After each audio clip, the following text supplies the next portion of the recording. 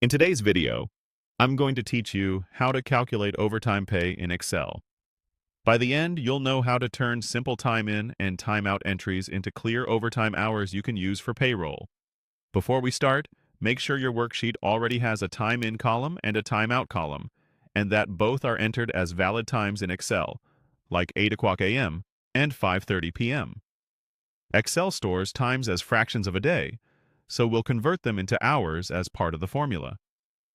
First, click the cell where you want the overtime result to appear. This is your overtime cell.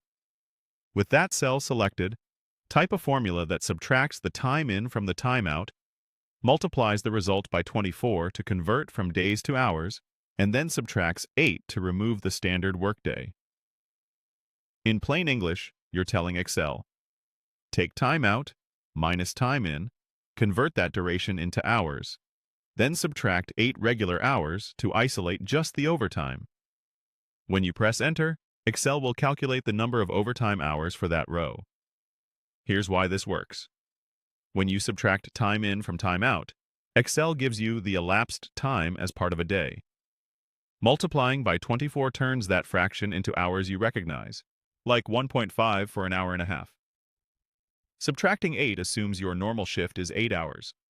Adjust that number if your organization uses a different standard. If you see a negative result, it usually means the person didn't work beyond the standard hours, so the overtime is effectively 0. It can also indicate that time out is earlier than time in on the sheet, which might happen with overnight shifts or a simple data entry mistake. For overnight schedules, you'll need a separate approach to account for crossing midnight, but for typical same-day shifts, this simple formula is all you need. You can keep the overtime as a number with 2 decimals for clarity, especially if your policy counts partial hours. If your team rounds to the nearest quarter hour, make a note to apply your rounding rule later so it matches your payroll policy. Once you have overtime hours, calculating overtime pay is straightforward. Use those hours with your approved overtime rate in your payroll area. The important part is that the overtime hours are accurate and consistent. That's it.